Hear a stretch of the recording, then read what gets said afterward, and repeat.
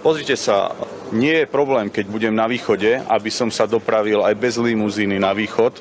Lietadlo na cestu domov je prirodzený pracovný nástroj každého reprezentanta, ako som ja. Pekný deň. Ja nie som ako som ja. Ja sa urobím, ale ja to prehltávam.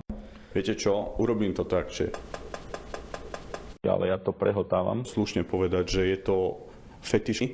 Ja si tú hodnosť zaslúžim. Je to lietadlo v zálohe. Ten, kto rozumie vojenskej hierarchii, vie, ako nasledujú hodnosti.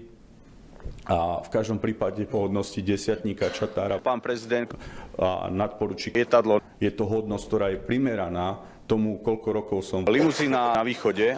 Skočil som o 3 hodnosti.